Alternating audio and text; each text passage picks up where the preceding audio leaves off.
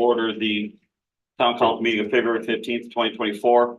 Will you please stand for the pledge? After the pledge, will you remain standing for a moment of silence for Ken Tanis, spouse of Councilwoman Mary Tanis and town council member from 1984 to 1991. I pledge allegiance to the flag of the United States of America and to the republic for which it stands, one nation under God, indivisible, with liberty and justice for all.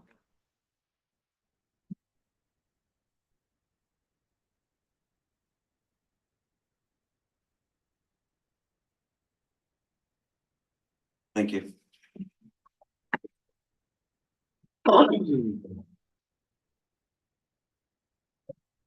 Roll call, please. Mary? Aye. Jen? Here. Mary? Aye. Annette? Aye. Bob? Aye. At this time, is there any citizen input? No citizen input. At this time, I will open a public hearing for the reestablishing of the cumulative capital development fund. In your package, you will see that this was properly noticed for 6:30. Is there any public comments? Second call for any public comment. Yes, sir. Okay, this is the Capital Redevelopment Fund. You know, you post this on here. What is it? What information is on there? What's this all about? You know, this is where you should put this stuff on the website. You know, you're talking about something that nobody knows anything what's going on here. Am I right or am I wrong? If you got informational packets in front of you with this stuff, pass them out to everybody else. I don't know what this is about. It's my money, right? It's my money, you know. This is where I'm telling you, you gotta redo this information that you hand out. Now, let's jump back to the backyard farming. I didn't know there was we couldn't talk about chickens. And if you put in here, maybe more people who oppose this would have came out here. Nobody knows. I thought this was about growing plants, vegetables, and garden. You know. The notice is governed by state statute, so what was posted and published complies with statute. The purpose of this hearing is for citizens like yourself to come and ask questions about the issue. I don't know what I'm asking about. I don't even know what this is all about. Where's the information? Where is the information on this? Who's got it? Utter silence. No silence. This was for public comments. I don't mean to be rude. Well, I don't public even comment, know what you're public talking conversation, about. But we can. You know, I don't know what this is about. I haven't even a clue. I don't know. Maybe anybody else knows what this is about. I don't know.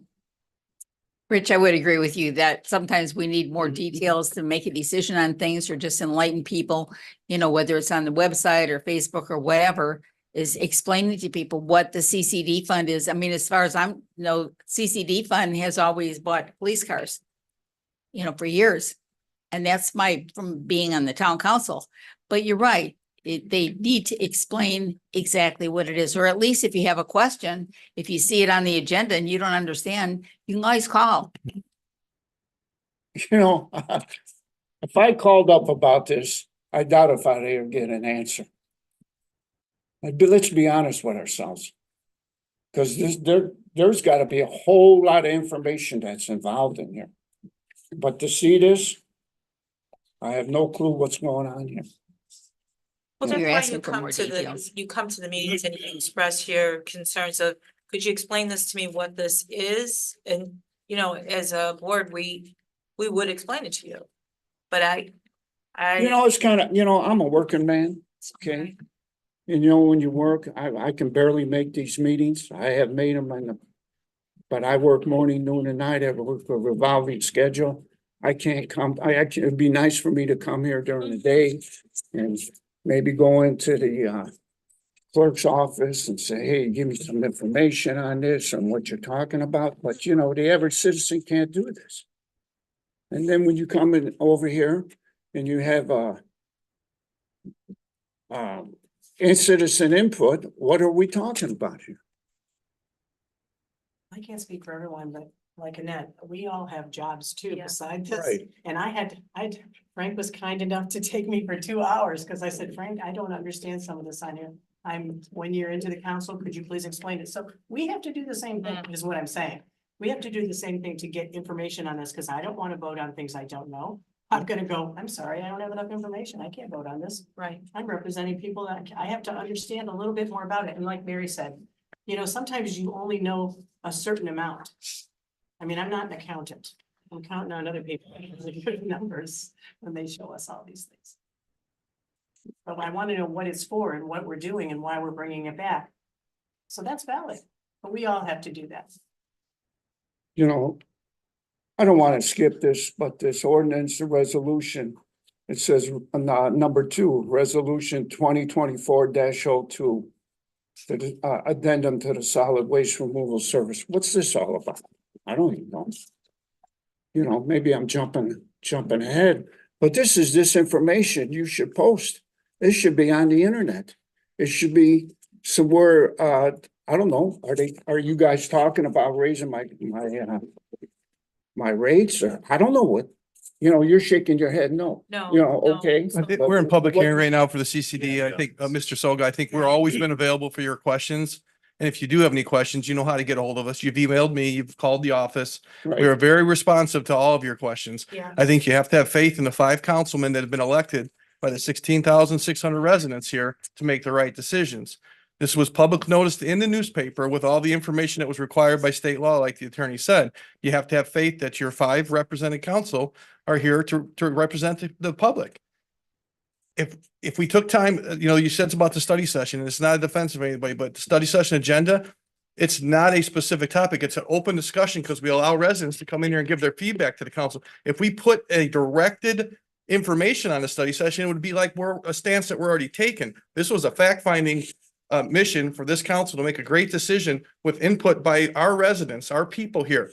And I know they're going to absorb it and they're going to form some kind of draft ordinance to probably discuss in the future. To put anything on the agenda tonight would be way premature. And that's Okay. kind of why the study sessions are geared that way. And I do pay attention to the surrounding towns. Our agendas are similar and study sessions to any other one. Our regular meetings are similar to any information on there. So we're trying our hardest and we're not trying to keep anything from anybody. So Very good answer. I'm Thank you. available for you. Thank you. Thank you. Thank you for coming in. Third call for public input. I'll be closing the meeting or closing the public hearing. Next up is we have the consent agenda. I'll be looking for a motion to approve the consent agenda to include minutes of the January 18, 2024 council meeting. Claims totaling $1,011,992.92 and declaring all outstanding checks for 2 or more years void. I'll make a motion to accept the consent agenda as presented, which include the minutes of the January 18th, 2024 town council meeting, claims totaling $1,011,922.92 and declaring all outstanding checks for 2 or more years void. I'll second that. I have a motion and a second. Any discussion? Just to let you know, all these checks that did not get cashed went back into the same funds that they were paid out of that never got cashed. That is a quick question. Did the checks ever come to the unclaimed property with the No. state? No. That's why we do this step here. We always did it in the office, but there's a back end of this and we got caught up last year from 2017 to 2020 and now it's 21, 22 will come in 25. So we are always going to be 2 years in and it should always be done by February.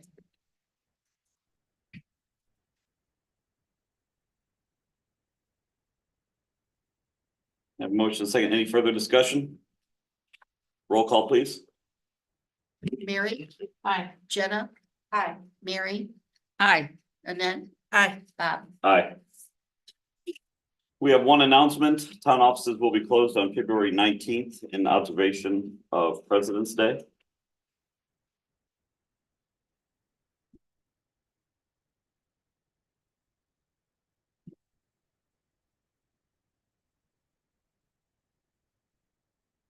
Next up, we have reports.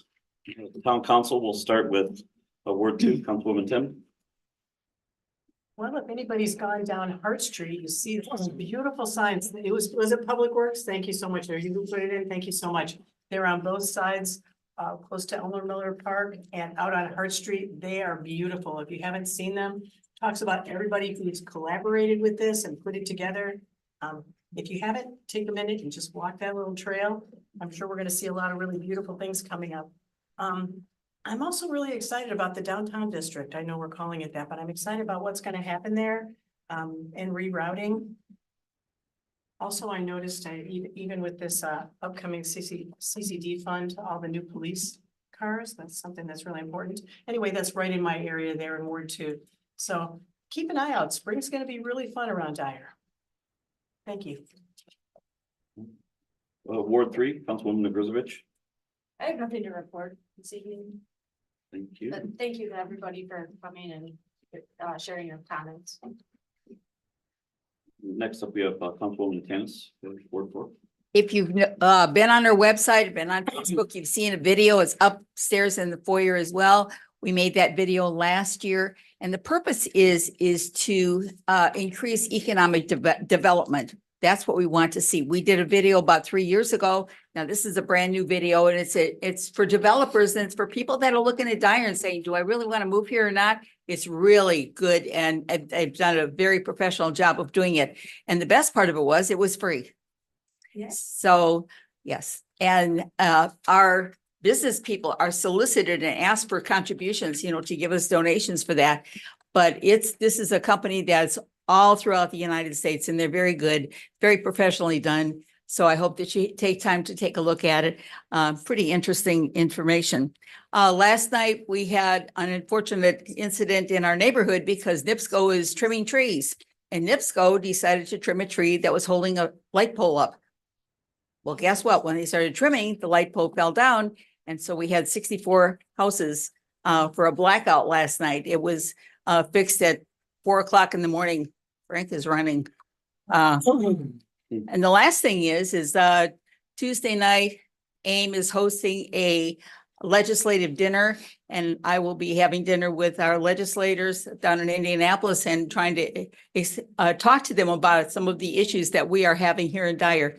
They're very concerned about what is happening with our police departments, because it just seems like, and I hate to use this term of poaching, but that's what it is. It's affecting our police departments all over the state of Indiana. And we want to get some more information on that. So I appreciate that. And I want to thank everybody for coming to the meeting tonight. Thank you. Next up, Ward 5, Councilman Ludwig. At this time, I have really nothing to report, but thank you for everyone that came out and gave us some information on the chickens. Once I received that, it was like,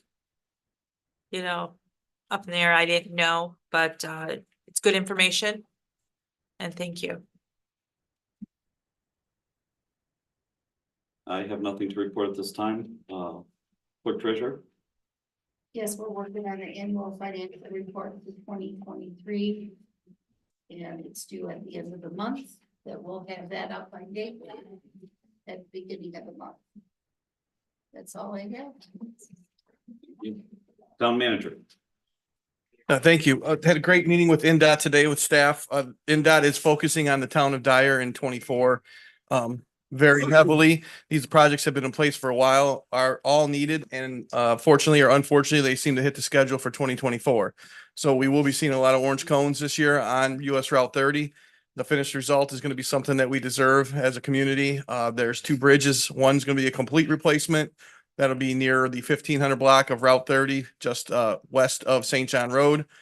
The other one will be a resurfacing project of the bridge, which is the one right outside town hall.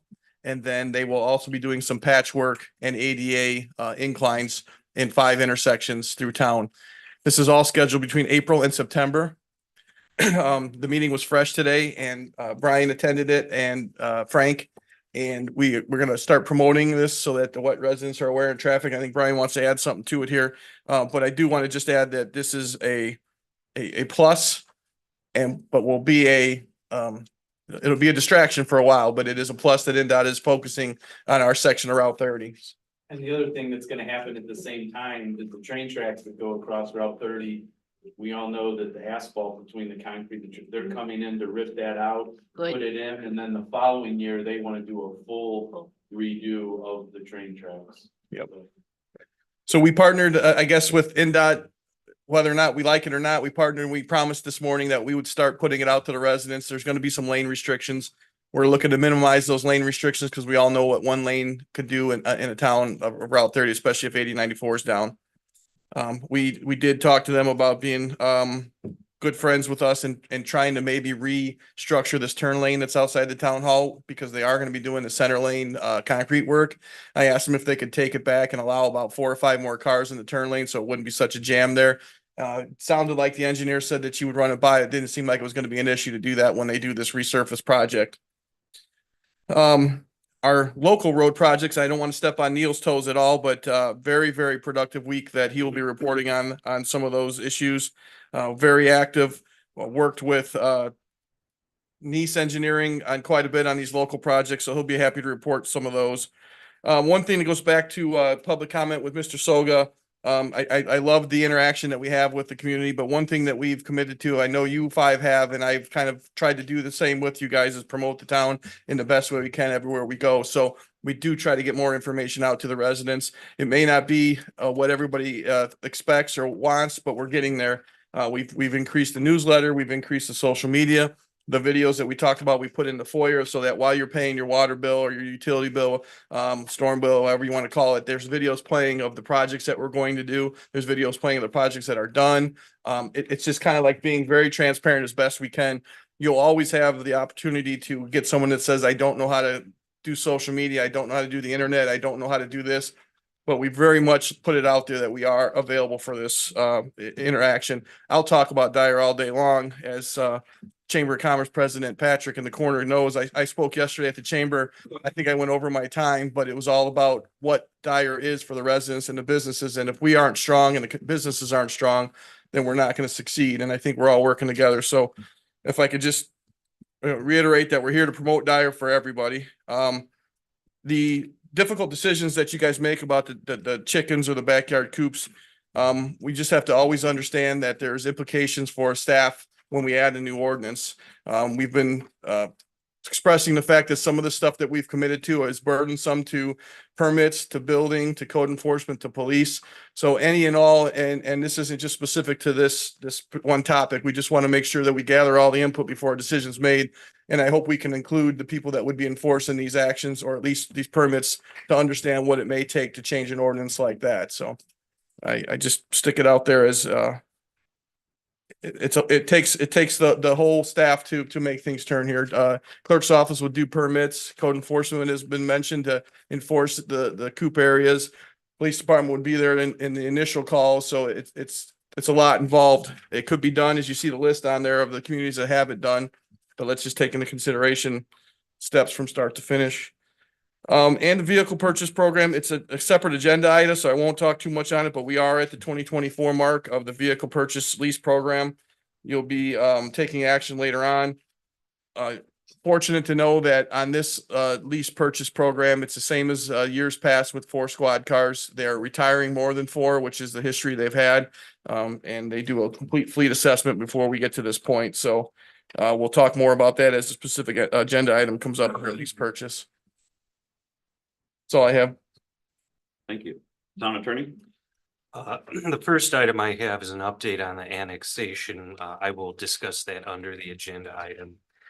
The other thing, and this kind of came up in the study session, there's an old saying that no one's life or property are safe when the legislature is in session. So there's a number of bills I've been following, rather than discuss them. We'll see what happens with them, and probably for May, I'm looking at giving a comprehensive update to prepare for our new batch of statutes going into effect for July 1st. That's all I have. Thank you. I know one of the bills right now is HB 1412 to keep an eye on. I think the Senate is voting on that on Monday, and that would be a preemption bill, which would void some of our ordinances. And there's also HB 1158 with the food trucks as well. Right. Is it 1285 or? 1158, I believe, or 1258, something. Yeah, it's 1285.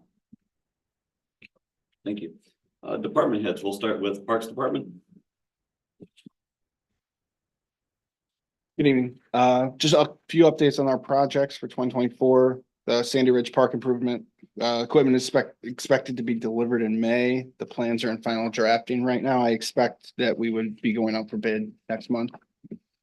Heritage Estates Park improvement, the equipment has been ordered. Delivery for that is expected in July. And then the pickleball courts, proposal for final drafting bidding services is expected to be approved at the next park board meeting, which is March 7th. And the shade structure at Pheasant Hills, yes, it's still high. The posts will be here. They're scheduled to be here at the end of the month. And then we'll get that changed out to a more reasonable height. Just a quick note on some activities we have coming up. Sunday, March 3rd, from 1:30 to 2:45 at the Plum Creek Center is our Royal Princess Ball. That's for girls ages 3 to 9.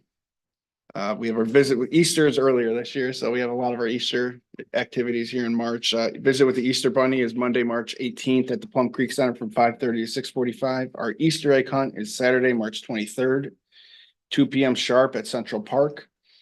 And we have our bunny home visit, which is Sunday, March 24th, and that ranges from 9 a.m. to 4 p.m. Then we have our flashlight Easter egg hunt, which is Thursday, March 28th from 7:15 to 8:15. That is also at the Plum Creek Center. Quick update on Summerfest. They held a meeting earlier tonight. I believe it just wrapped up now that I see Patrick wandering in here. At the beginning of the meeting, they talked about bands. They have pretty much all the bands lined up. There'll be contracts before you, the next town council meeting for your approval. Then they touched a little bit on marketing on what kind of avenues they want to address. I know that Patrick wanted to get in touch with you, President Starkey, about what you designed last year, and yeah, and we have those were the main two items before I had to unfortunately step out.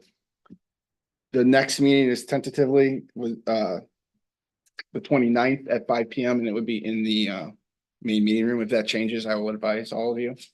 But that's all I have to report. Can I just jump in? I attended the daddy-daughter dance with my daughter, and I just want to congratulate you on a lovely event. It was great. Thank you. next is Public Works.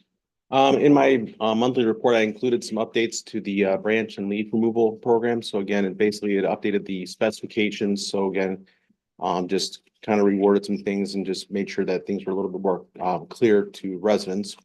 We also included the branch and leaf removal map. Previously, we used to have 5 separate locations throughout town that we would run a Monday through Friday schedule. We've now broken it up into a north and south schedule.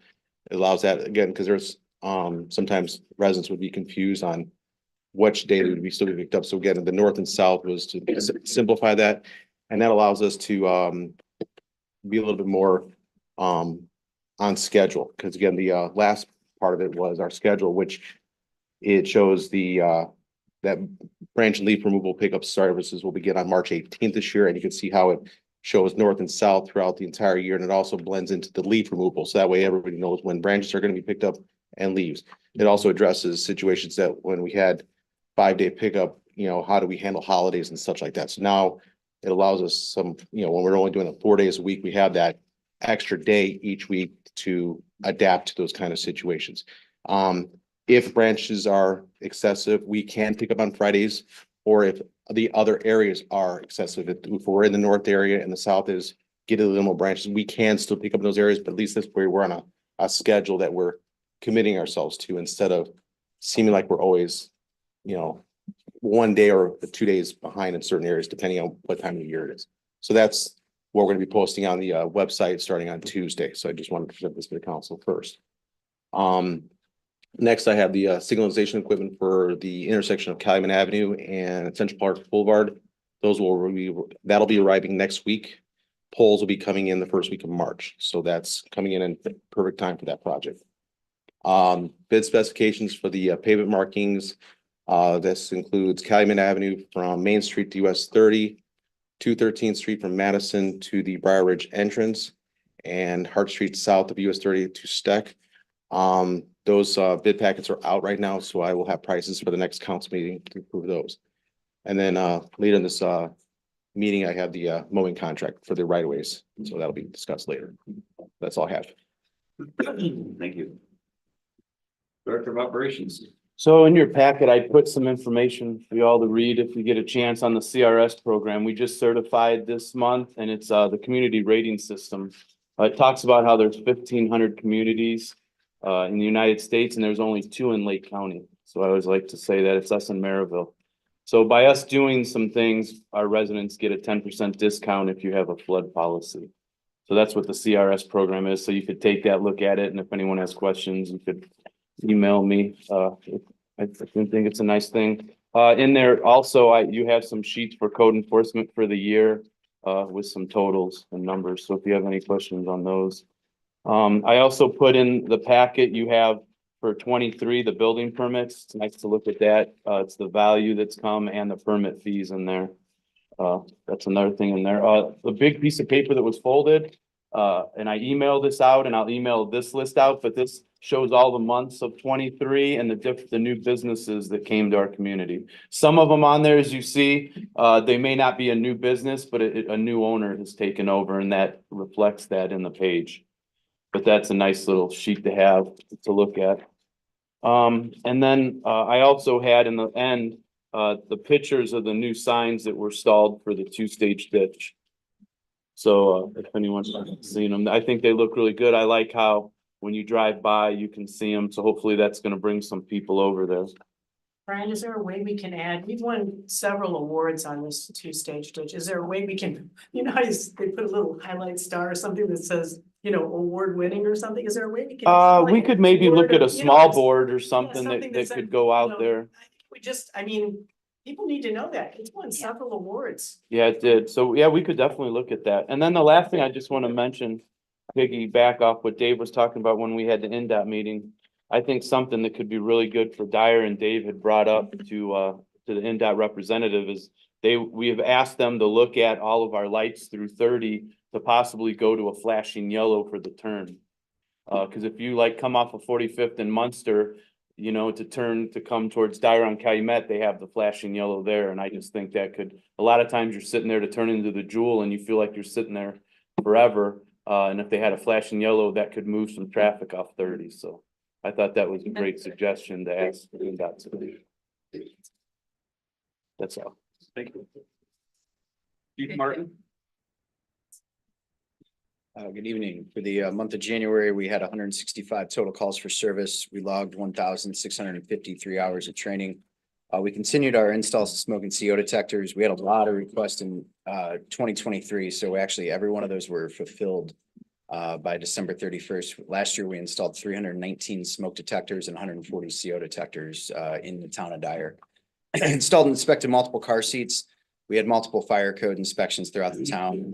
We began 2 weeks ago, and it's going to be a long process. We are putting in a pre-plan and procedure for our response to 24 Joliet, which is Franciscan Hospital. So we're working in alliance with Franciscan on that. We're also, all of our shifts are out inspecting all of the Knox boxes in town and all commercial dwellings and all the keys within those. While they're doing that, they're actually doing pre-planning as well. Probationary firefighter Ian Mizak passes EMT National Registry, so it adds another one to our roster. Firefighter Brian Alianich and Daniel Manfrey passed their EMT final. They will be taking their national registry next week. Firefighter EMT Emily Morrison passed her certification course and is now a National Child Safety Seat Technician, which brings our agency to 9 certified in that discipline. We hosted CPR classes for Public Works, members from the clerk's office, building department, parks department, and town manager's office, and our operations director as well. So now every single one of our buildings in town during the course of the day have staff that are trained, and I believe all police, all fire, obviously, and then all public works. So that's a good thing for the safety of our employees in town. Instructor 3 is still ongoing. That's been going on for about 3 weeks now. We're hosting 14 firefighters. It's the first time the state has actually had the course in the state of Indiana in 6 years, and the first time in 11 years that Lake County has had it. We have 6 of our own in that class, and that will they'll be taking their written tests Tuesday because their skills eval is tonight. Deputy Chief Bonin is currently in the middle of taking NIMS 300 for incident command. And we have 2 in Indianapolis this weekend that are going to be taking the incident safety officer class through the National Fire Academy. We also onboarded 3 more part-time firefighter EMTs, Sam Gallardo, Dan Casper, and Jake Vickery. And we're in the middle of putting together a situation manual. We're planning a large tabletop exercise, and that'll occur April 26, 2024. Thank you. Police department had a monthly report for 2024 is 630 incidents, 30 arrests, 26 accidents, 342 citations, 499 warnings. New officer started on Monday, the 12th.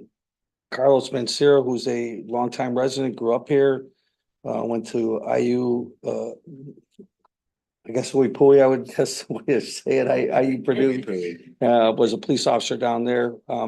2 of our officers, Davis and Hawkins, will be off probation on Tuesday when we come up to our meeting on the 20th.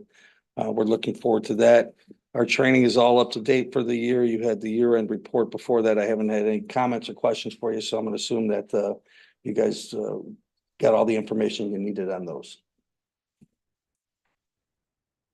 Thank you. Road projects. Neil. Good evening. We had the pre-construction meeting this past week for Calumet Avenue at Central Park, which Jeff mentioned the equipment's coming in the next week. Contract is proceeding. Early March will be the schedule to begin that work. Within CCMG projects, we have our 2023-1, which is Lake and Ivy, that's been successfully closed out with NDOT. As well as the 2022-1, which is 214th, Madison and Magnolia, that's been successfully closed out. Later on the agenda is the 2023-2 award for Harrison Avenue reconstruction. And we are proceeding with Gettler and Steck to get that project out to bid. Been working with Dave and Frank and Jeff and their staff for some additions to the project that we're working on right now. Any questions? Thank you so much. Thank you. Mr. President, I forgot one thing in my report that once again, we'll be voting for the best in the region through the Times. We are proud recipients of the 22 and 23 first place. So that voting will start February 22nd, which the information will be in newsletters, our text program, social media, and all that. We'll try to hit it up everywhere. So that starts very soon. Try to go for 3 in a row. Next up, under ordinances and resolutions, I'll be looking for a motion to pass resolution 2024-01, reestablishing the cumulative capital development fund.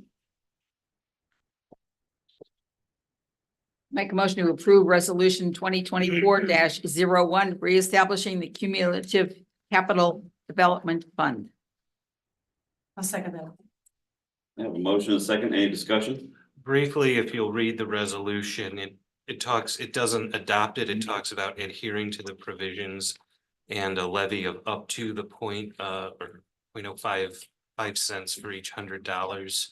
That is because this has to go through DLGF approval next if this council approves it. And it did drop down. It was at 0.00491. So it's just bringing it up so we can keep doing the leases with the cars. Doesn't restate. So I'm a little confused with reestablishing it. Is it we're just transferring money to it or? No, we're establishing the percentage. So the last time it was done, Jen, is in 2019. I pulled all the docs today because I had to look at it myself. I wasn't on the council in 2019, but I had to pull the package to see everything that we have to keep for compliance and internal controls. So we're establishing a new percentage, not the fund itself. Right. And essentially restoring it back to the percentage it was back, let's say, 2019. So it's unfortunately, it's a confusing language they use, but that's by statute. And it's for the police cars. We- we do. Technically, and I think the reestablishing is what's holding everybody up, Yeah. which is absolutely held us up when we saw it first, but it did get vetted through Baker Tilly, our financial consultants, and the word reestablish is what's required on it. It has been in place at the 0491 for some years now. It will support the CCD fund, which purchases things like squad cars, equipment, public works vehicles, fire vehicles. So it will reestablish the rate at the 5 cents per 100, but it's been established at 0491. You just have to remember, like Dave says, when we have Baker and Tilly look at things, when we get audited, they like sets of eyes to look at it. Our sets of eyes look at it, Dave, myself and Frank. Then we make sure that we got everything nipped and tucked and dotted and crossed, and it goes to our accountant. Just to make sure we're in compliance and internal controls. That adjustment will only bring in an additional 10,000 of revenue towards the CCD fund. It's a small amount, but when you're dealing with with any amount of our funds with our growing town, the 10,000 is definitely needed for some of those purchases. And if the council recalls, when you set the tax rates during the budget season, you set the total tax rate, which is a summation of all the tax rates, including this one. So even if one of these goes up, and they do all fluctuate, some go up, some go down. But if the council decides, as the council has decided in the past, to keep a level tax rate, then the overall tax rate does not go up. But an individual fund may go up, another one may go down. Or another one goes down by the same And that's amount. why this goes to DRGF too, to make sure you stay with it. And this is for next budget year for 2025. I have a motion and a second. Any further discussion? Roll call, please. Mary? Aye. Jenna? Aye. Mary? Aye. Annette? Aye. Bob? Aye.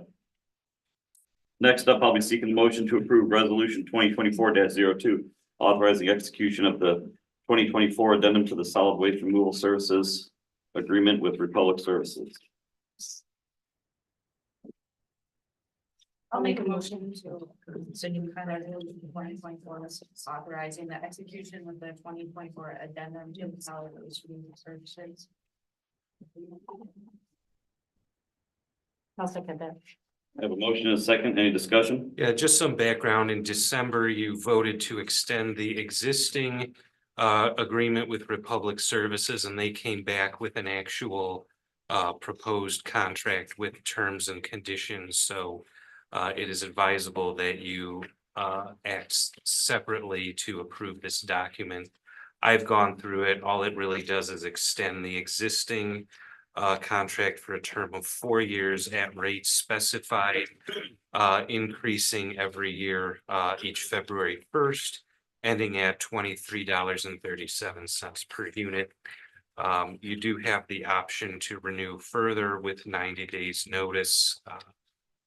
Other than that, it's very, it doesn't add really to what you have. Over 4 Again, years, it's only gonna go up $3. So again, this is only a ratification of what you've approved. When what you approved at the previous meeting with the presentation and the cost savings went back to Republic, their legal said that since it's an agreement between the town of Dyer and Republic, and the letter was what gave us the info, they wanted the addendum in place. Attorney Cedia said it was within order. If this does not change the rates to the residents, that is still controlled by you as a board. This controls what Republic sends a bill to us at. We were fortunate enough to lock in till 2028 with increases that we've seen in the past, rather than trying to go out and possibly face some double-digit increases. So again, just ratifying the December motion that you guys had made. Thank you. I have a motion and a second. Any further discussion? I do, the, will they have extra cans and so, because I know they were low with, the large and small cans, and in our area, there's a lot of elderly that don't need the big cans. And there was a hard time trying to get the smaller ones. Will they have a big supply of these, or will they make new ones? That, want me to answer that as I'm saying, Mr. Please. President? Good, okay. So in the agreement, the cans are supplied to the residents. Any additional cans were kind of done on behalf of Republic. It wasn't a required service that they did, Okay. and they took care of every resident need that we forwarded them so far. They're not obligated by contract to change out cans or up it once they're issued the cans, but they have done everyone, at least that I've been involved in. They've come out and swapped them Yeah, out you within have. at least 1 or 2 weeks of the cycle. Republic has been very responsive. What we talked about with them, and this continues since now we're with them for 4 more years, is to do a little bit more promoting of what Republic wants to see on the curb and what the town of Dyer wants to see how it's put on the curb, so we don't have issues of how come this wasn't taken this week, but it took my neighbors down the way. So it's gonna be a major, we're getting the supervisor of this area for Republic to come out on site, talk to our staff about what's acceptable, and then we'll put that out to the residents again. Thank you. Yep. Any further discussion? Roll call, please. Mary, Aye. Jenna. Aye. Mary, Aye. Annette, Aye. Bob. Aye. Next up, I'll be seeking a motion on resolution 2024-03, authorizing 2023 encumbrances to be carried into 2024. I'll make a motion to approve resolution 2024-03, authorizing 2023 encumbrances to be carried into 2024. I'll second that. I have a motion and a second. Any discussion? Roll call, please. Mary, Aye. Jenna. Aye. Mary, Aye. Annette, Aye. Bob. Aye. Next up, I have resolution 2024-04, a lease purchase vehicle and equipment with Wintrust. Looking for a motion. I'll make a motion to approve resolution number 2024-04, lease purchase vehicle and equipment with Wintrust. I'll second. I have a motion and a second. Any discussion? Roll call, please. Mary, Aye. Jenna. Aye. Mary, Aye. Annette, Aye. Bob. Aye. Next up, under old business, we have the voluntary annexation by Grace Lutheran Church. Attorney C, I believe you had a statement on that. Yes, this process has to be initiated by the church itself. This falls on, there are different categories of annexation.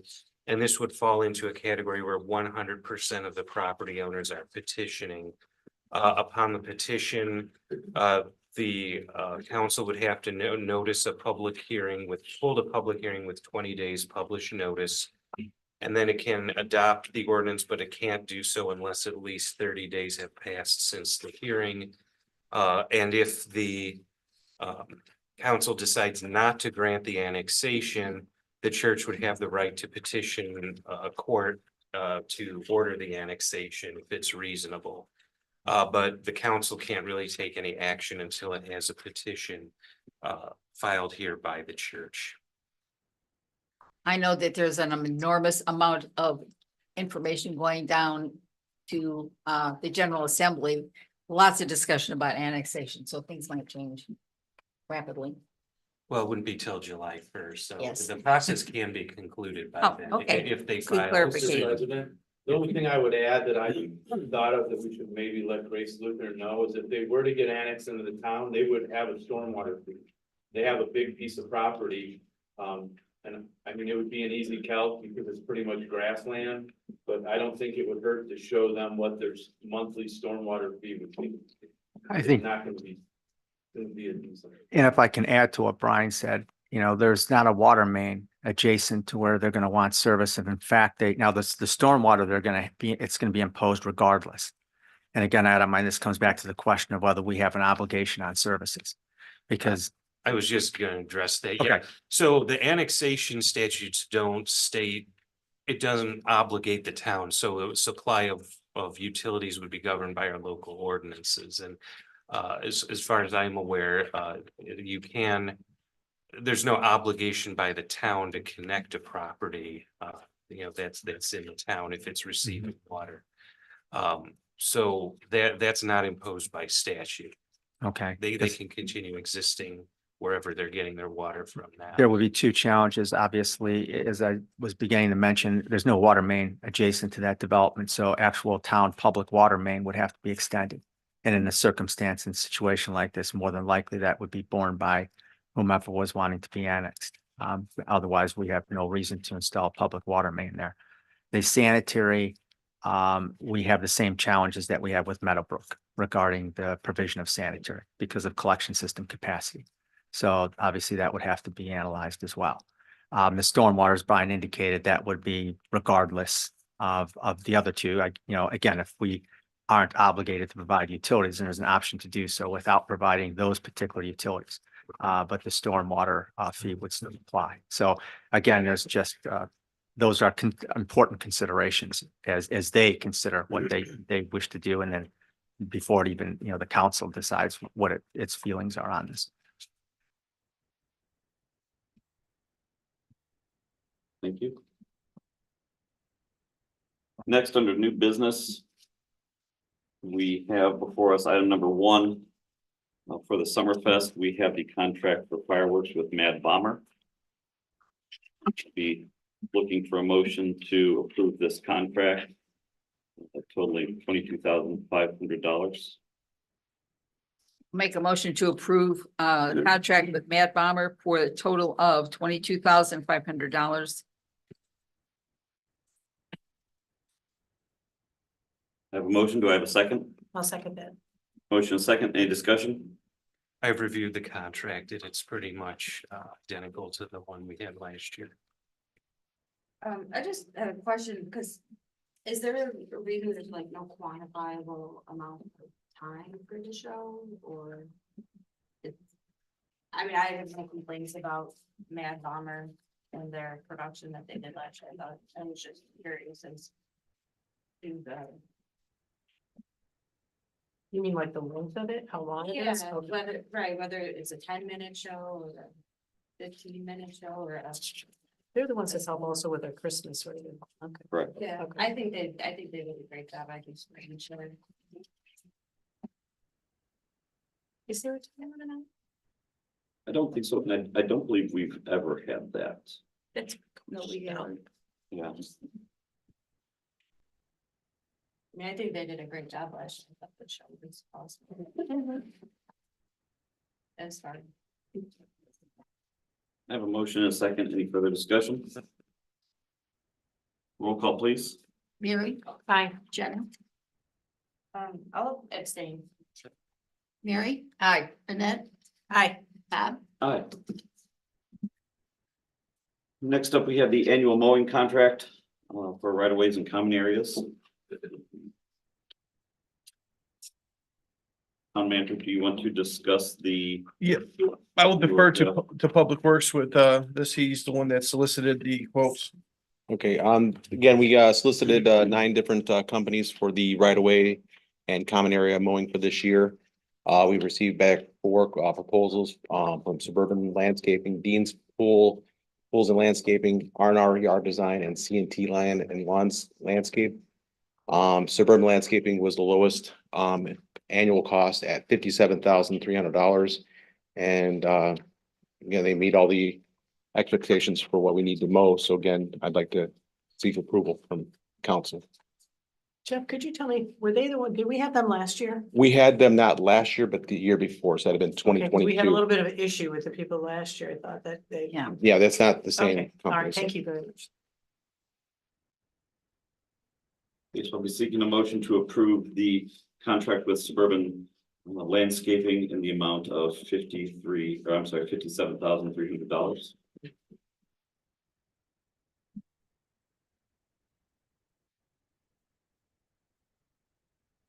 And we have an addendum on that, Jeff, that if something goes, we can go right to you, right? If there's any kind of an issue. Absolutely. All right, wonderful. I make that motion to accept the proposal for 57,300 for suburban landscaping. I'll second. I have a motion and a second. Any further discussion? I would like to add that every year this comes up, we do discuss with in-house what it would cost for us to do it in-house. And to this date, it exceeds what we get in for the quotes. The day it doesn't is the day we'll come to you and say that we think we can do it in-house, but definitely our due diligence was to go out and see what that number would be. So I do support Public Works' direction on this. These are the right of ways that are owned by the town of Dyer. Motion and a second. No further discussion. Roll call, please. Mary, Aye. Jenna, aye, Mary, Aye. Annette, Aye. Bob. Aye. Next up, we have the 2023-2 CCMG bid award. Given our in-God schedule and then anticipation.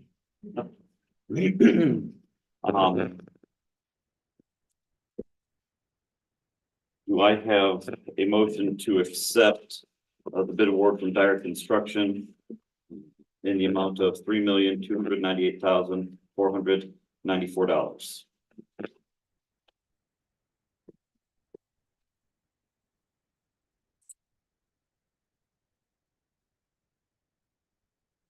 If you'd like, I could read through the bid report if there's any questions. We always appreciate your input. Okay, I don't want to take, Bob, take my job away from me there. Thank you. But we opened bids on February 13th. We had 4 bidders on this project. Engineer's opinion of probable cost was $3,797,675. And our range of bids submitted from the general contractors was $3,298,494.00 to $4,050,000.00. All bidders did submit the required bid security and non-collusion affidavits. There were no errors in the submitted bids. And that recommendation, as Bob mentioned, would be to Dyer Construction Company Incorporated in the amount of $3,298,494.00. We are required by NDOT to be under contract with the contractor by March 1st. And our contracts are ready and prepared to send to them tomorrow morning upon your consideration of this recommendation. Any questions? I'll make a motion to award to Dyer Construction for the CCMG 2023-2 award for the amount of $3,298,494. I'll second that. Motion and a second. I would just add that anytime we can come in roughly $500,000 Yeah, lower yeah. than estimates for a We'll take it. major project. In addition, if I could commend Neil and his staff, these bids were open in this room on Tuesday morning. So the turnaround after review of this, that's why sometimes you don't get the information. I know we'd like to, but like you said, also the requirements are March 1st for the funding. So in addition to that, I want to make sure that everybody knows that the funding for the grant went up from $1 million to $1.5 million. So those numbers combined together is all good news for the town of Dyer. And I want to thank you, Bob. I enjoy being incorrect on my opinion of cost when we get a bid that low The residents also appreciate it. from a good contractor, to be Yes, sure. from a good- Yeah. Yeah. from a good company. They do good work. Yeah. Okay, I have a motion and a second. Any further discussion? Roll call, please. Mary, Aye. Jenna, aye, Mary, Aye. Annette, Aye. Bob. Aye. Next up, I have Neil still standing at the podium. Just saying. I'll be seeking a motion to approve the construction engineering proposal for Calumet Avenue at Central Park Boulevard. Yeah.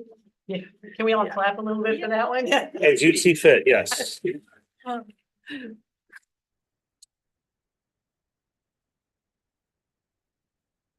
So this will be for the engineering services, if I'm not mistaken, I'm looking for a proposal not to exceed $74,350. Is that correct? Yes, correct. I'll make the motion. I'll second. Motion is second. Any further discussion? When is it expected to start on this one? Soon, Early March. that's what I thought. And we've been coordinating with staff and NIPSCO and the contractor as well as, we'll get with, Bill and, fire chief as well on the Opticon system so that that's all integrated into that. And the contract is to be completed by the end of May. So we're Before the event. Yeah. ready, weather, ready to go. Yeah. Will there be any closure? So like, There will be some lane restrictions to be sure. We have not got a maintenance traffic plan from the contractor yet, but once we do get that, Sure, we'll fair. coordinate that with staff. And then any potential closures, which we hope will be either negligent or minimal, we'll put those out with the social media with Dave and Frank and Public Works. sounds good. There are 3 occupied properties that are truly affected. On top of the vendor meeting with them and issuing a letter, the town will actually reach out and we're gonna ask for a one-on-one so that they understand what to expect. It is Ignite.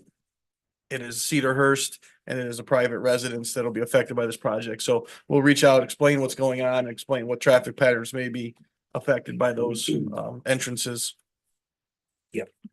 Thank you, Dave. I have a motion and a second. Any further discussion? Roll call, please. Mary, Aye. Jenna, I, Mary, Aye. Annette, Aye. Bob. Aye. Thank you. We'll get to work. Next up, under boards and commissions, we have an EDC appointment available. I would like to request a motion to appoint Mark Roy to the EDC. If the council members remember, we interviewed him not too long ago. He had interest in several different positions.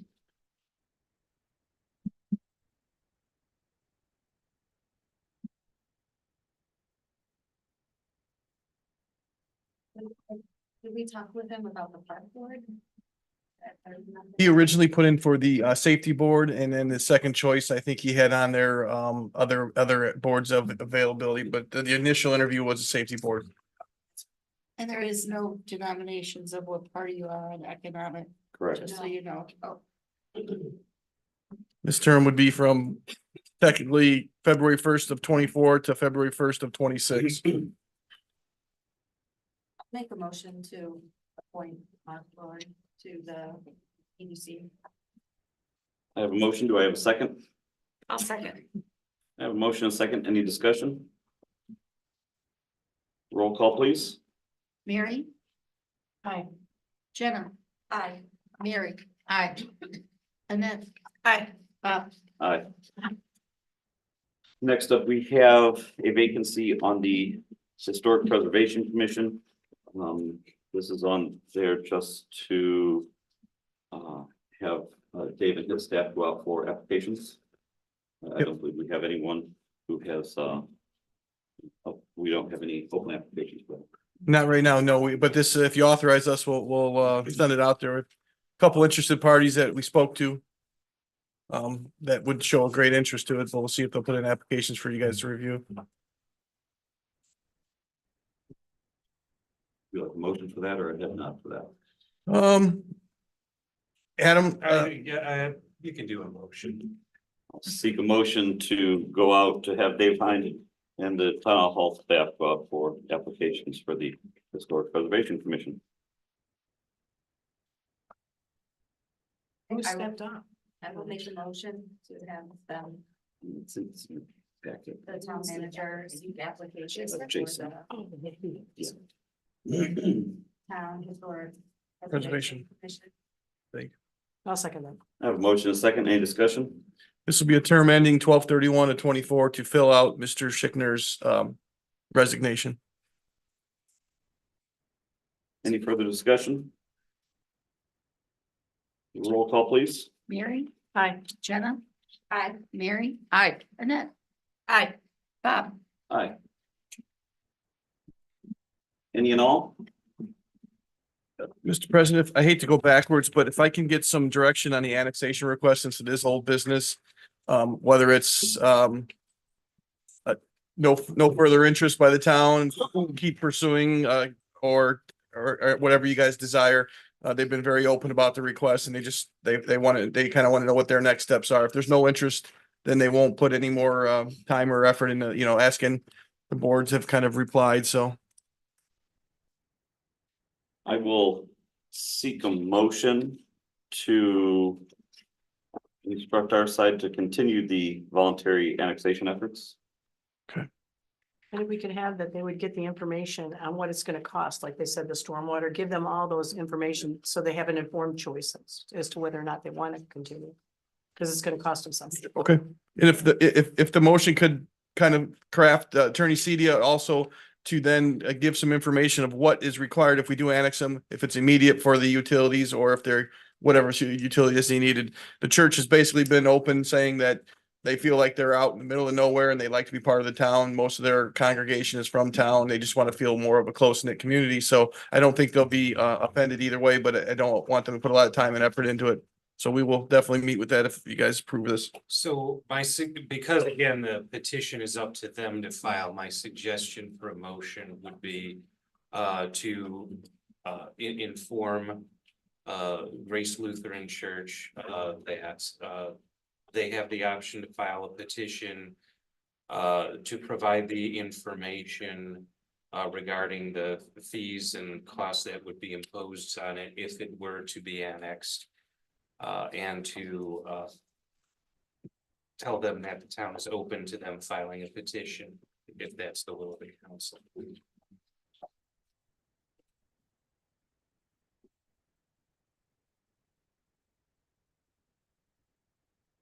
I'm open to that filing the petition. Are we seeking for their answer to the utilities, whether they want? We want to give them we want to tell them what it'll cost them.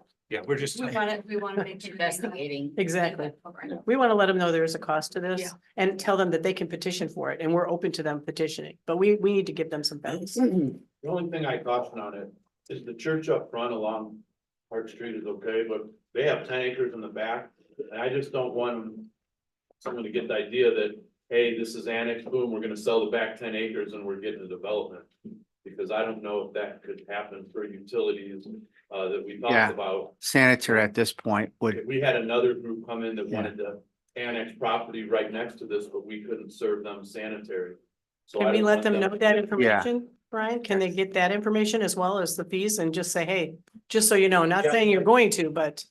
Yeah, I would definitely think we should tell them. Yeah, that, because but that's- we wouldn't likely at this juncture, wouldn't recommend or even, I think from the board's perspective, on the utility board, the engineer wouldn't even sign off on the sanitary utility to that. Now, they may not be looking for sanitary utility, but it would have to apply to the property as a whole, as Brian mentioned, in case that property were sold in the future.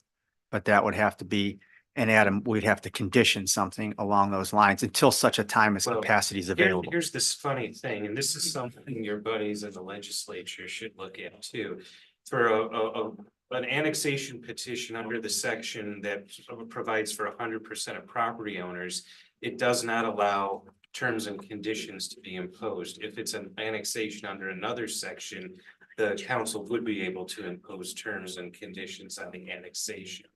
So it's kind of a take it or leave it option. Now, like I said, there's nothing that obligates the town in existing statutes to provide utility services or in the town's ordinances. So you could technically grant the petition for annexation and just let them know ahead of time, by the way, there's going to be no development of sanitary or water, with the currently existing infrastructure. Exactly. That could change in the future. It's just as of now. Yeah. We wouldn't be It able would to be fair to obligate them to ourselves. delineate all those Yeah. implications by all the boards and everything, just to let them know, of course, we've done our job, we've done our own investigation. Due diligence, We've come yeah. up with, this is what you're facing. No, I think that makes perfect sense. So yeah, all that in a motion would be great. Yeah. I'm just glad I can't make a motion. This is fantastic. Well, okay, so my suggestion, I hear the silence. My suggestion for a motion would simply be to reach out to Grace Lutheran Church, inform them that the town council would be open to a petition for annexation and informing them of all the implications associated with the potential annexation. I'll make that motion. I'll second it. I have a motion and a second. Any further discussion? Roll call, please. Mary, Aye. Gemma. Aye. Mary, Aye. Annette, Aye. Bob. Aye. Thank you. Any more for any and all? Take a motion to adjourn. So moved. Second. All those in favor? All those in favor, voice vote? Aye. Aye. Aye. And we will continue on with the Dyer Redevelopment Commission meeting. We have the call to order. We've got the Pledge of Allegiance and the roll call. Do we have a citizen input for redevelopment? Hearing none. We will move on to the consent agenda, which consists of the minutes of the January 18th, 2024 redevelopment commission meeting and claims totaling $424,155 and I'm sorry, $424,155,059. If a motion, I make a motion to accept the consent agenda. do I have a second? Totaling $424,155.59. I'll second. Any discussion? Roll call, please. Aye. Aye. Aye. Aye. Aye. Next, we have new business. We have the design engineering proposal for John Burge Lane and Hart Street. Yeah, so in your packet is that proposal we talked about in the study session from the architectural group. If supported, I know he's excited to start and so are we. If you have any questions about the specific details, again, this is going to be crafted by your input with our code and our town comprehensive plan all in mind, so. Interesting that I think that this group actually gave us a proposal when we did our first comprehensive plan, but we chose another group to follow up. So, but I mean, it's just to see what they have. We don't have to have a motion on anything. I would say, yes, we have to have a motion approving that proposal Okay. with that dollar amount so that he can begin work. Both tasks combined are listed on page 2 of the proposal. Again, he's calling downtown district, which is John Burge, and then Sheffield Ave, 213th Street on both of them. You can pick and choose and do one or the other. We have reviewed this as a staff and we are in support of doing both these projects simultaneously to get the same end result. The proposal should be in your study session packet if you haven't seen it. I I have an extra one if someone needs it. Where are the numbers? We're in the very beginning with the. First page is our group. Right, they aren't in the RDC one.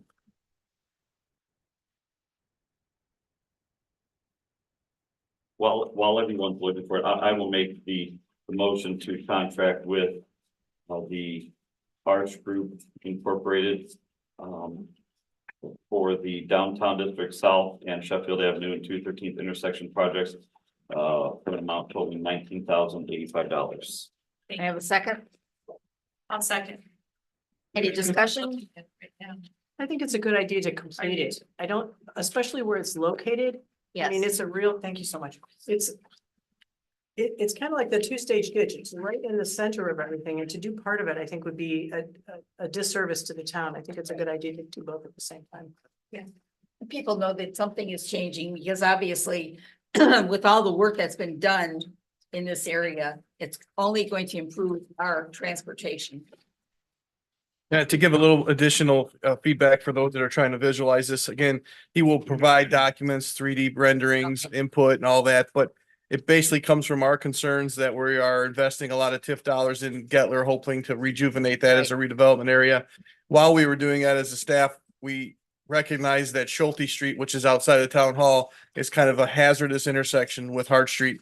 everybody has to kind of really do double takes, triple takes to get crossed through over there. Exactly. And we just imagined moving Schulte Street 100 yards south, making it a T intersection, closing that off, adding to that corner of 30 and Hart development area. And what it could be a nice winding road into the complex here. We've somewhat verbalized with the property owner on the corner that if we were to vacate Schulte Street and relocate it south, that there could possibly be an agreement where there would be interest in that road, and then we would get additional parking in kind of the same area for our downtown area.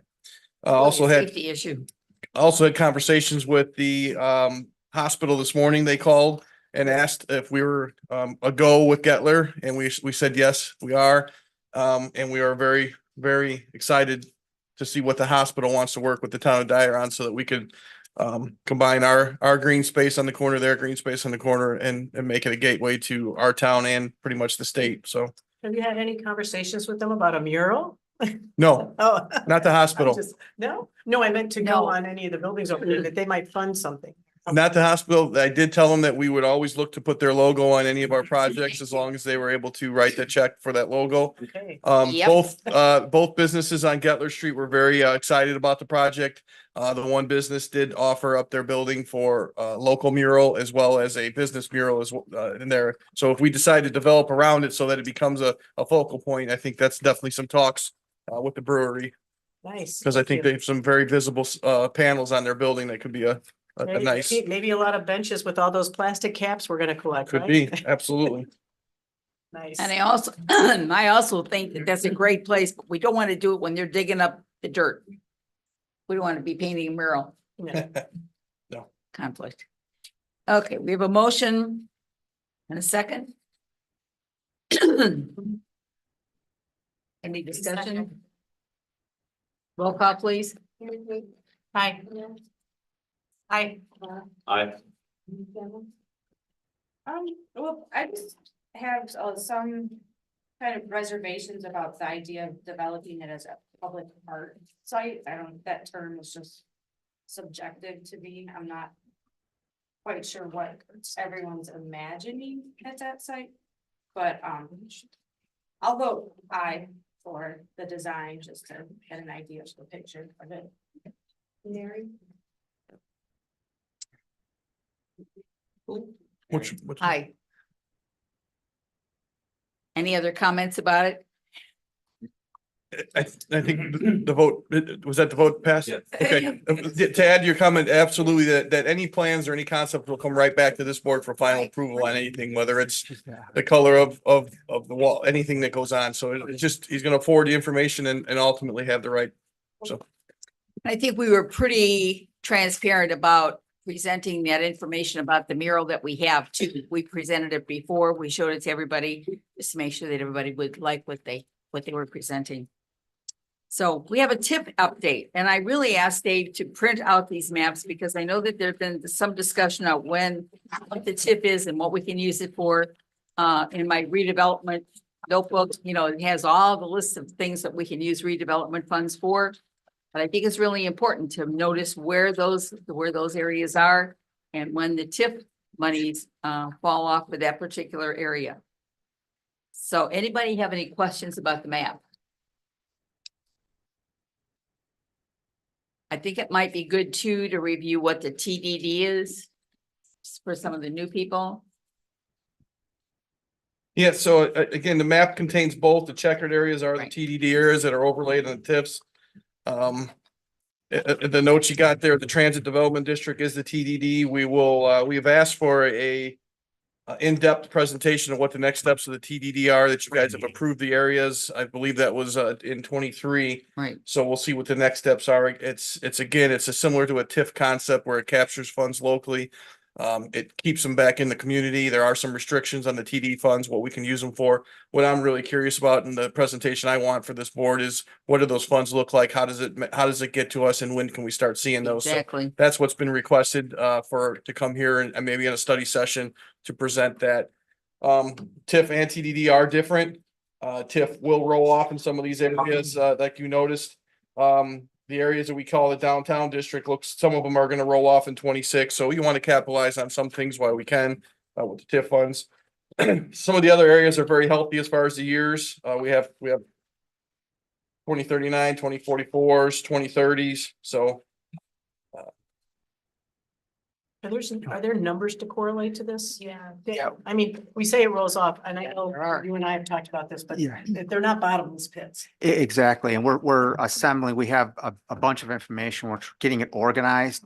You know, I think the intent is possibly to do, you know, maybe tie it into some of this planning piece that we've got regarding the stuff that you guys just approved. It could be applicable, then we can see it. When going we, in there, yeah, right? perhaps when we meet on planning, then we can go ahead and give you a much fuller presentation of this, Okay. of how they work, what the cash flow looks like, That's what I. what are you know, extrapolating that out and what we anticipate to see, because obviously taxes can change.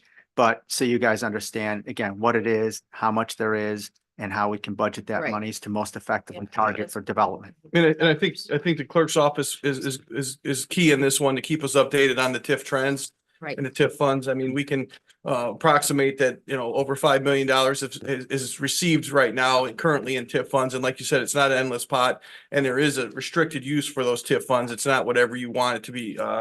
But we also have to understand that it is trending. If we have great years and let's say we get best region again and our assessed values keep going higher, Right. that TIF goes higher.